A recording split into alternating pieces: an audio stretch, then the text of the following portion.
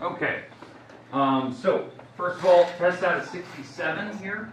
So I'm going to hand them out. Now, I do want these back. You do not get to keep them.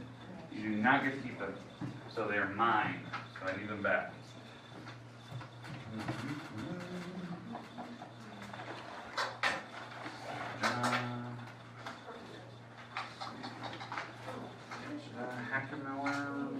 Saw yours. Where'd it go?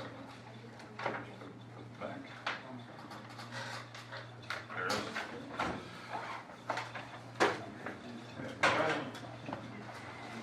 Zach?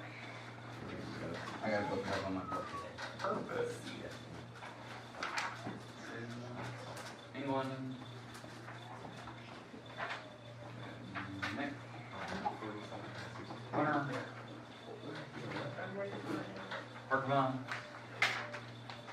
Mullen. Jared. Mitch. Joe. Jack. Jack not here. Got it. And okay, all right. So you got a couple gone today. All right, so take a look at this. Make sure you look it over. Give it a once over real quick. We'll get to the main stuff today here.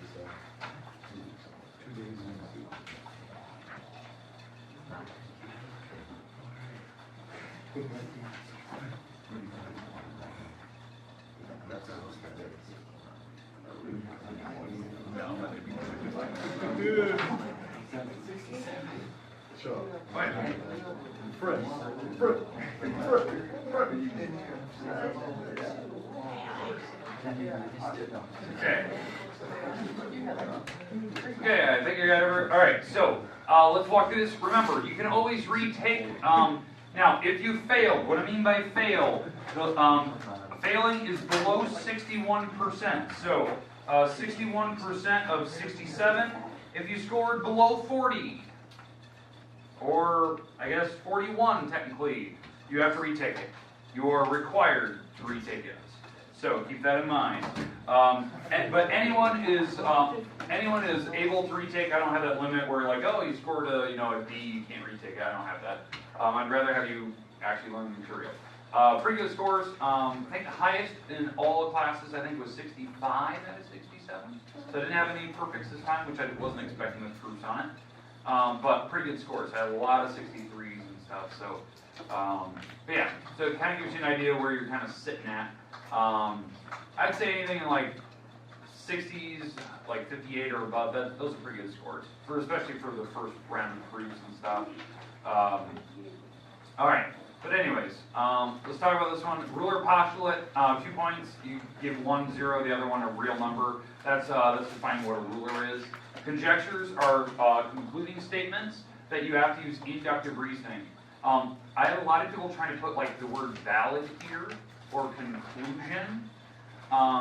This one is conjectures different. Conjectures are just made with inductive reasoning. Just inductive. Conclusions don't have to have any type of reasoning. A conclusion is a part of the if-then statement. That comes up later. Supplementary adds up to be 180.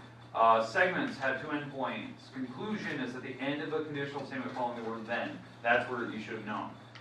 Deductive reasoning, using rules, facts, definitions to make a conclusion. Disjunction is using the word or. Inverse is negating the original statement. I had a couple people put the inverse later in the test, in like problem number 8 or something. I didn't ask for that one. Theorem, mathematical statement used that we have to prove. The process of actually proving something is called a proof. It's justifying your work. And then a midpoint, the midpoint theorem. By the way, I think midpoint theorem is actually 2.1. 2.2 is about reflexive and transitive and stuff. So, but I didn't require the number, but it was midpoint theorem. It was about midpoint. This should have been a dead giveaway. Like, if you missed that one, you are not able to read because it says the word midpoint in it, right? So it was just one of those things like you should not mess that up. That one. Okay. All right. I had a lot of people like making goofy mistakes up here. Like switching things around. They're pretty obvious. Okay, now this is where a lot of people miss some points as well. If you read the instructions, and I did this for 2 days and I explained it, you have to figure out the pattern and figure out the next 3 numbers. I said you had to find 3 numbers. So that's why some of you missed a point, because you didn't go far enough. Some of you missed a point for just the simple fact you forgot to identify the type. I said identify the sequence. Is it a typical sequence or arithmetic? These are both typical sequences. The reason why? The patterns are changing. They're adding different numbers each time. Some of these were subtracting, some were adding different numbers. Down here, they were doing different patterns. They were multiplying by 3, adding 1, multiplying by 3, adding 1, multiplying by 3, adding 1. So, the idea was it wasn't adding this the whole time. It wasn't just plus 1, plus 1, plus 1, plus 1, or wasn't minus 3, minus 3, minus 3. So it's definitely not arithmetic. Okay, all right, moving on here.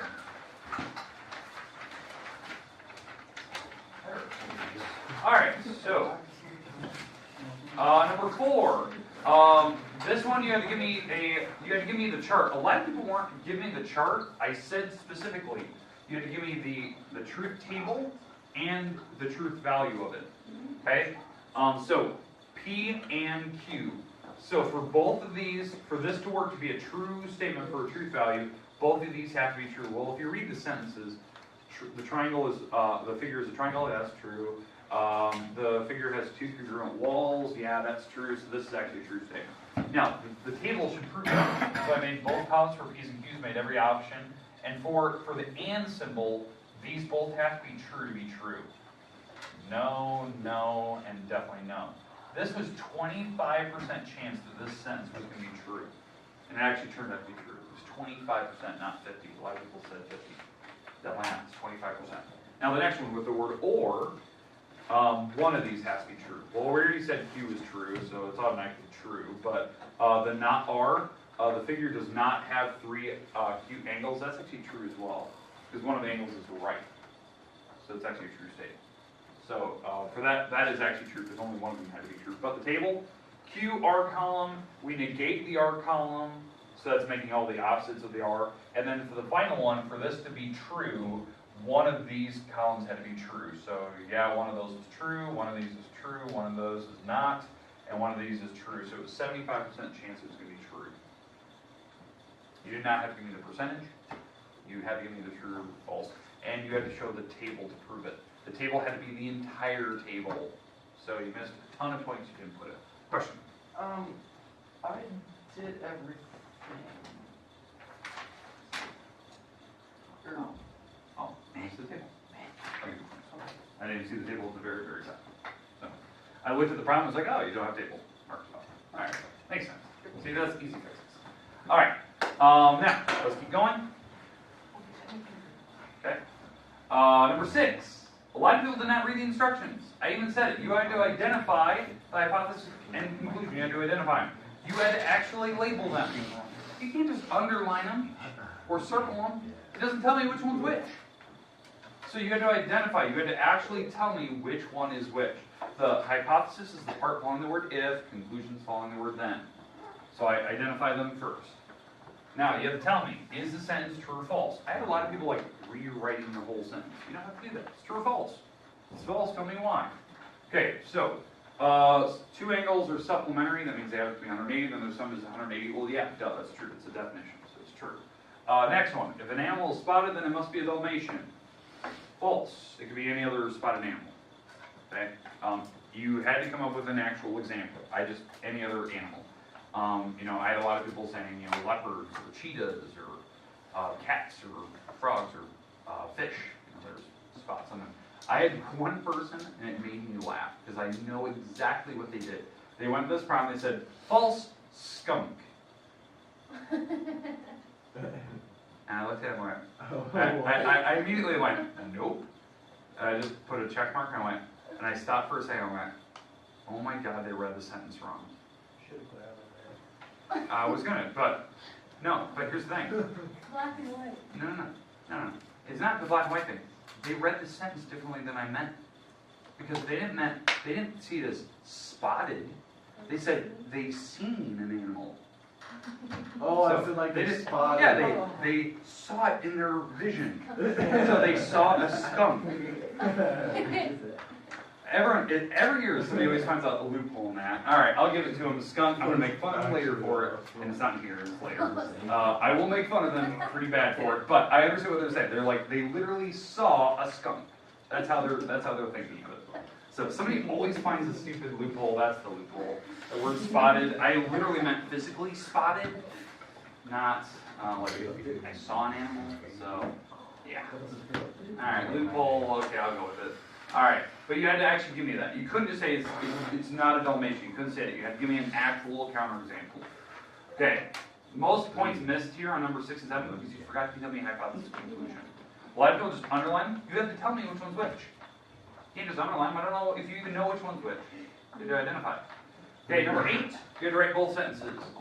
Converse, you just switch the part around. If a bird can't fly, then it is an ostrich. You just switch the two parts. Okay? The contrapositive is you take this sentence and you throw the word not in there. So, if a bird cannot not fly, what does that mean? Can fly. If it cannot not fly, that means it can fly. That's grammatically better to write. That's why I underlined it. I had a lot of people putting cannot not fly.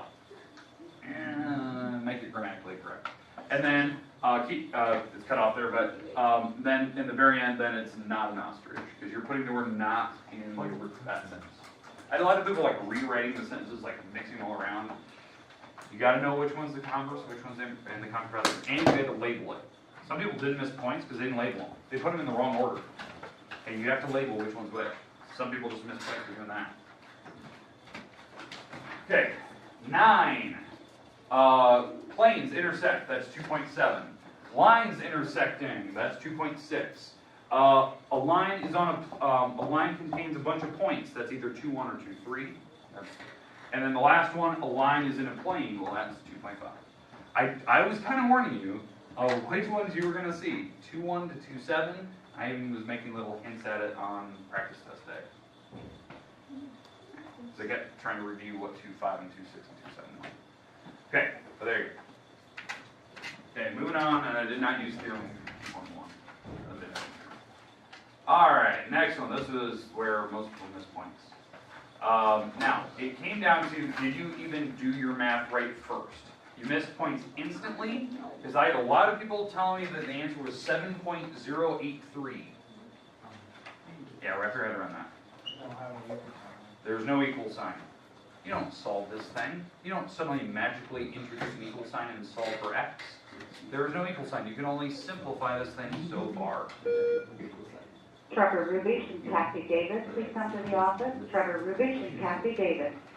All right, so just take a look at it right now. There is technically 6 steps, 7 if you threw in the top one, the multiplicative identity, because I could see it either way. Okay, wrap your head around it, look at it. We're gonna walk through it here.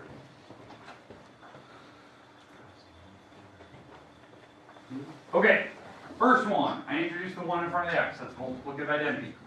Step 2, I distributed the 8 to both parts. So if I distribute the 8, that becomes this. That's distribution. Notice, I didn't multiply them. I didn't actually even put them inside the parentheses yet.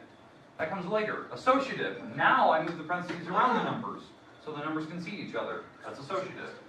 Then I can do the math. That's either substitution or multi-identity. And then I can move things around. A lot of people forgot to move things around. They just said, oh, it's 13. You got to move them next to each other. So I got to move them. That's commutative. Commuting means to move. Then I factor out the x, which is distribution or factor or reverse distribution. And then I can actually add them last. Those are your 6 steps. They were the same steps I told you practice test day. It's an expression. It's usually 6 lines of work. Those are it. It's just 7 is added multi-identity, which I wasn't really looking for that, unless you wrote that on the property line. Okay, let's move on to number 11. Now, this one, major steps. And that's why I didn't put a little check mark next to number 2. Because I was looking at what were your major things at some point you had to have. Okay, you had to have the original line, and you had to have the given. Yes, somebody missed that. You missed the first line. Okay, you shouldn't. That's just being lazy. Number 2, that's a controversial step. I usually define what the parts are first. Some people don't, they just immediately plug in because they saw it from the picture. But if you're going to write that down, you can't write given. You have to write like definition of congruent, or definition of segment, or ruler postulate, where we actually physically measured something. Okay, there's a bunch of different words. Okay, but now going further, when you actually substitute these things in, and you have to write substitution, this is what it should look like. A lot of people missed a point because they automatically switched them. They put the 2x minus 9 on the left, the 11 on the right. You automatically missed a point because that's not where they go. The 11 is the DF, the 2x minus 9 is the ED. They should go in the correct spots. Look like that. Unless you wrote symmetric in line number 1 and you flipped it. Some people flipped it. They switched the order and they said symmetric, which is coming up later. So you had to have something written like that, and then you had to go ahead and solve. You should be adding to both sides, dividing to both sides to get to your 10. Now, I was checking up to that point. If you had one of these, you're usually fine. But this was the crucial step. At some point, you had to have your problem written correctly. I probably counted a point off. Or somebody, I love this, somebody was doing all the math, they did this perfect, and then something like right here, they suddenly switched them and wrote no reason why they did it. So you automatically missed a point. You can't just switch things. There is a property name for that. So I was looking at your proof, seeing it. The basic steps here, there's about 5 steps on that problem. So I was checking for, did you have your steps? Did you have at least 5 in there?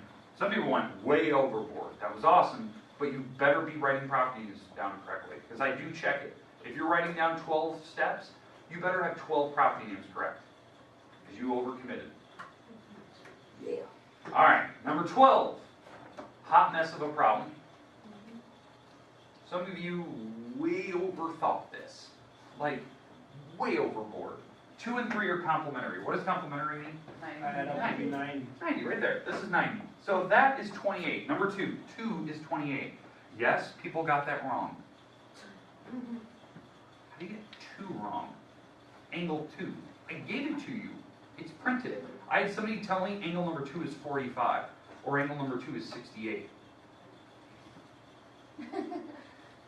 How do you mess that up? All right, so 28. Now, the other one has to be 62 because these have to add to make 90 like you guys were saying. They're 90. Now, the other 2 are equal to each other. So I had a lot of people just making up a variable, just made up something. So these are like X's or A's or some other letter of the alphabet. These are the same letter because it says 1 and 4 are the same angle. So these are equal, and you could add up all 4 of these to make 180. Now, the basic properties I was looking for, other than complementary, right, because it was printed. I'm looking for straight or supplementary. Because at some point you had to add up to make 180. You better have the reason for it. And then at some point, you're doing some type of math. You better at least write some algebra down that's correct. So you're either, doing commutative, or you're adding things together. You're subtracting things to both sides so that you get to eventually your W, your X, your A, whatever letter you're using gets to 45. There better be some properties. Now, did you have to do all these? No. But you had to have at least 2. There was a minimum of 2 steps there. Supplementary, and then you had to subtract and divide. That's actually 3. And then yes, you did have to have your numbers correct. I gave 2 points for property names. I gave 2 points for at least having the numbers correct. I should have made it 3 because you shouldn't get number 2 wrong. All right, well, there you go. I'm going to walk around and reflect. You have every option to retake them. If you got below a 40, 41-ish, you have to retake. You have to come in the morning. You don't need to tell me. You just come in the morning when you start reviewing, and you retake it next week sometime. Okay.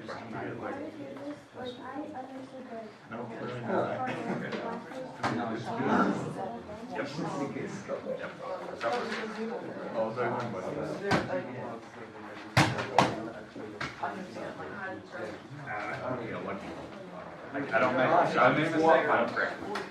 Unless it hinders you. It didn't hinder you. You gotta actually. I gotta fix, yeah. Hey, I want that. I'll come back to that. I need that. Yeah.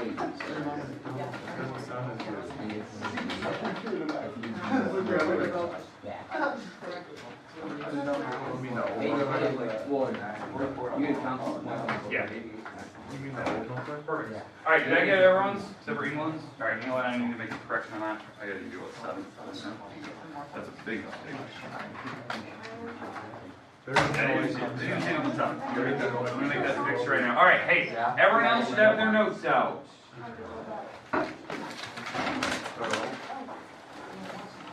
So that was 7. Yeah, that makes a big difference. Just a little bit, huh? Alright. Alright, so have your notes out. We're going to take a few notes today. That's it. That's all we're going to do. Pretty easy.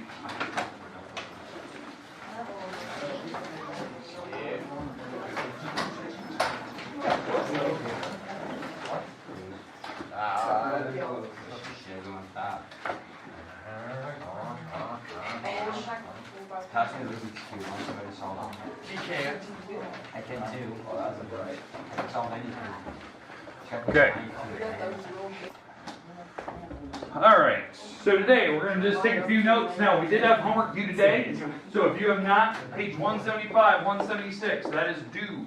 You should be trying to find out where that is if you haven't turned it in, and get that handed in, okay? Alright, today we're just going to take a few notes, pretty basic. We'll be done at the, probably a little bit before the end of class here, because we only have a couple slides I want to go through today.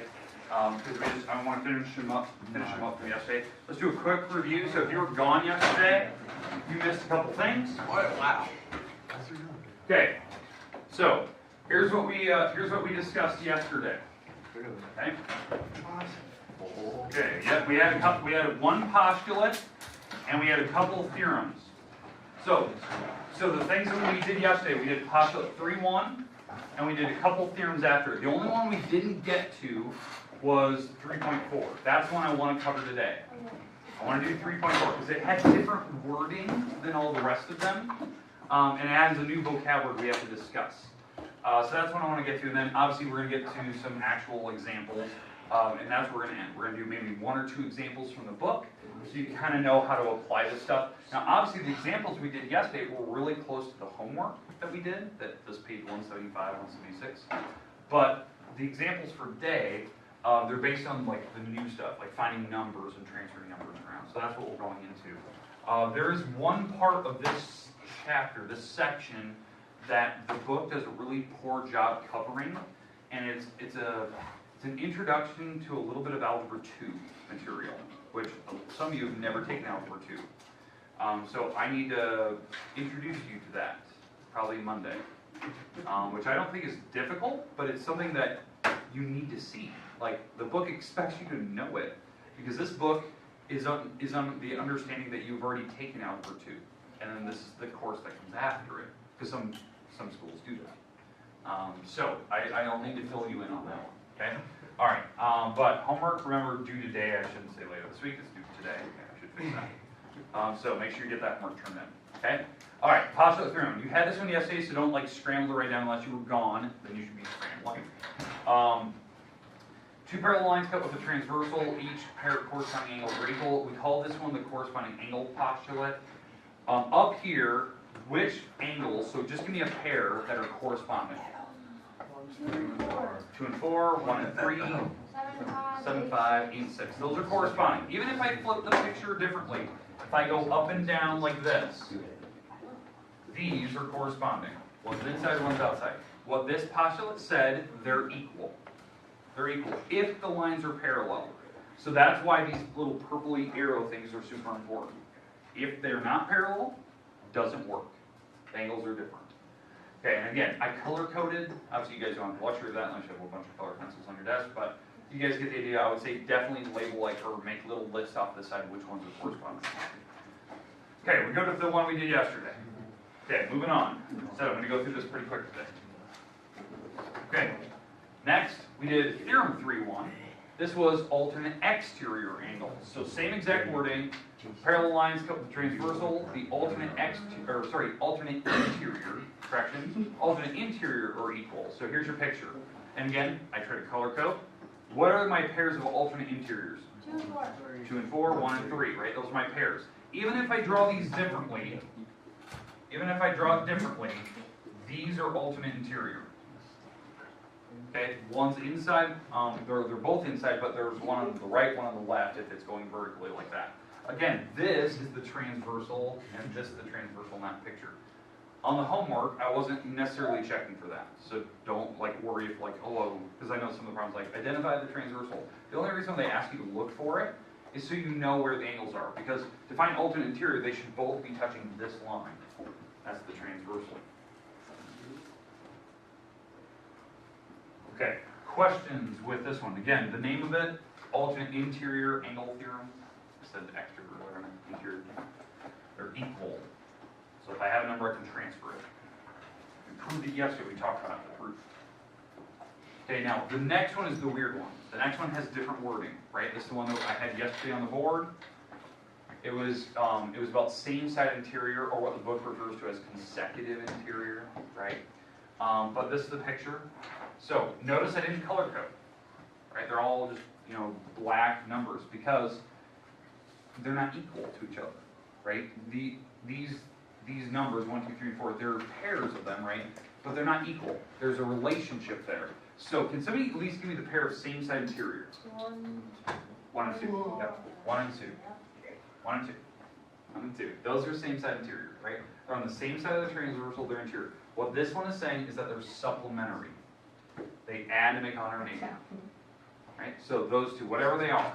Now, even if I flip this picture to a different location, these are same-side interior. They're inside, they're on the same side of the transversal.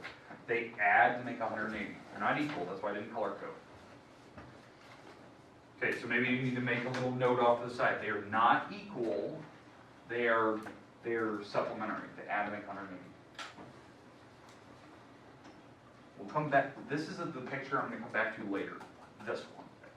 We're going to talk about this. This is theorem 3-2, which I think we refer to as the same side interior angle theorem, or consecutive interior angle theorem, or the book wants to write it.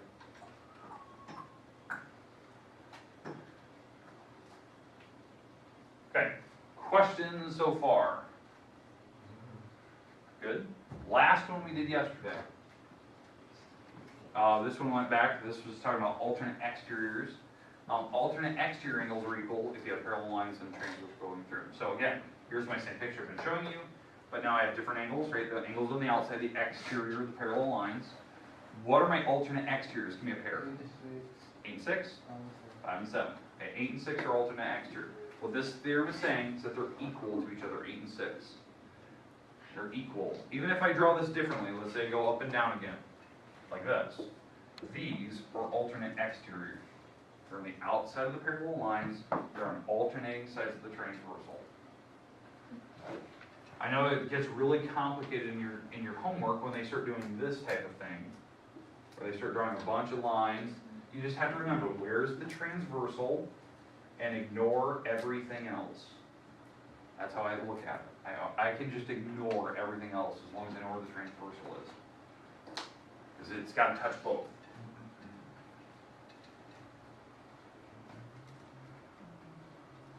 Okay, and again, we call this one the alternate exterior angle. Those words. That's where we ended yesterday, correct? Correct. Okay, new one today, 3-4. The only theorem I want to go through today. So theorem 3.4. Does anyone still need these? Did I go through too fast today? Okay, let's just jump right into it. 3-4, it does have a name, so keep that in mind. It will have a name. We're going to pop that up last, like always. But this is the only one I want to talk about today because it has different words. So, in a plane, if a line is perpendicular to one of two parallel lines, then it's also perpendicular to the other line. So again, I'll let you write that down. I know it's complicated sounding. It makes a lot of sense once you see it. Kind of like one of those moments once you see the picture, you're like, oh, well, duh. But it is a theorem. We just have to prove it.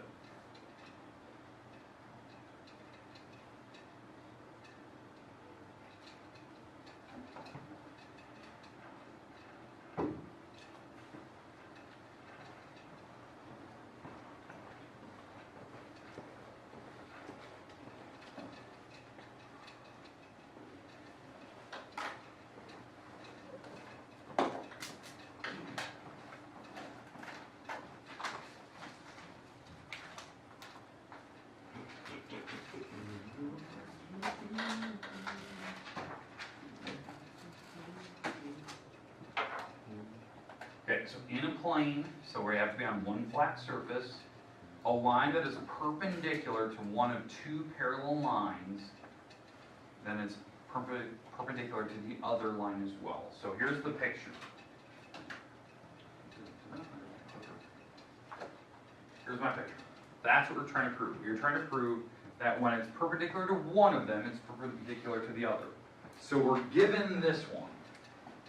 We have to prove that this is also 90. Okay, so I will get rid of the picture. So I'm going to get rid of it, so we'll draw it. But this is what we're trying to prove. We're trying to prove that both are 90s. Now this proof is insanely short. Because if we use all the other properties, it's really quick. In fact, I pretty much only need to talk about one of them. I can just talk about the one talk that we had in the very beginning of today. Again, we're trying to prove that they're both 90s if one of them is.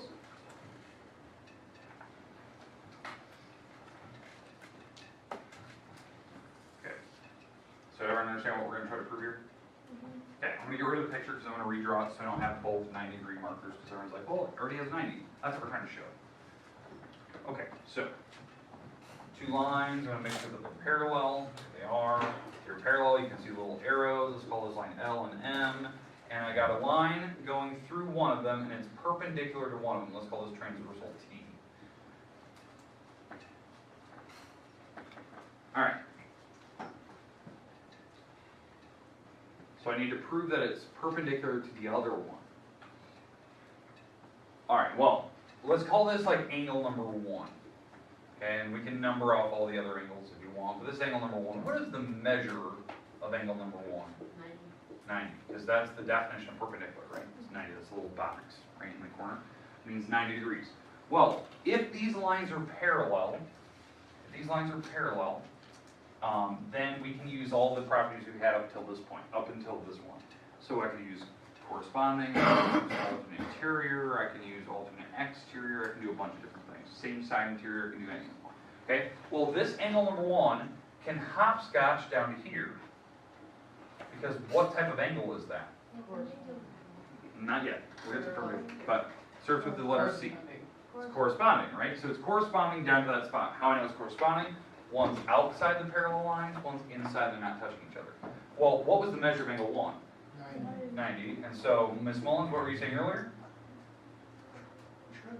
It's perpendicular, right? Because 90 means perpendicular. Well, we just proved it. We transfer the angle 1 down because they're corresponding. We know we can do that because of the postulate we had earlier. And if we just transfer the 90 with it, because that's the measure of it, it means it's perpendicular. So it's perpendicular to both. Duh. Now there's a bunch of different ways I've seen this one proved, where you can transfer the 90 down here by vertical, you can do alternate interior here, or you can figure out that this is 90 because 90 plus 90 makes 180, and then these two have to add up to be 180. Same side interior, so they both have to be 90s. Now, the reason why I bring this up is because this is the one picture that I always get questions on. Could it be possible that the same side interior angles are equal? Yeah, this is the picture. It's when they're both 90. Because same side interior, both of these, the only way that they could be ever equal is if they're both 90s. Because that's the only way they could add up to be 180 and still be equal to each other. And that was one of our theorems we talked about in chapter 2, in fact. It was all those right angle things we talked about. That was like the theorems, I think it was like 2.9 all the way up to 213. We had a bunch of different properties about right angles. Well, one of them specifically said two angles that are right add up to be 180. They're supplementary. They're a linear pair.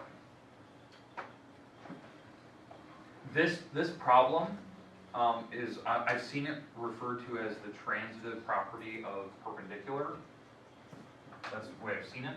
I'll get rid of the picture here. But this is the way your textbook actually puts it. It's called the perpendicular transversal theorem. Because the transversal is perpendicular. So that's why they refer to it. But I've seen it as the transitive property of the perpendicularism.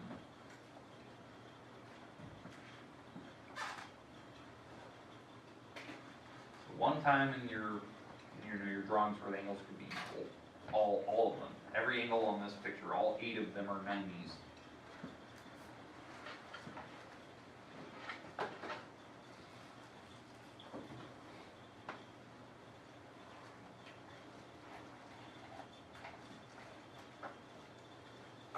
that's it for that. That's all I want to cover. So talk about some examples and stuff as we go. Monday, we're going to get some kind of more challenging kind of stuff where I'm going to be mixing some Algebra 2 stuff in with some of the stuff we're doing here. The homework on this section that I think is really easy, but I do want to walk through some, and I want to do some more challenging things that aren't in the book yet to get you mentally prepared for those last couple of sections we're going to hit. So we're kind of building up. We'll probably have an assignment next week. You'll probably get one next week. Probably Monday you'll get one. So keep that in mind. I think I already did book checks. Zach already get your things there. You're good. So if I didn't check your book cover or your book number, let me know. Test scores are in the grade book. I made sure of that. Remember, next week, if you are below a 40 or a 41, you have to retake it. Just come in the morning. You don't need to tell me to show up. We review the problems you missed. We set up a time for you to retake it. And you always get the better with the two scores, so it's kind of a win-win for you. Okay? Alright, there you go. England trail pieces. Big much. They're triple weighted. I was going to want to catch it.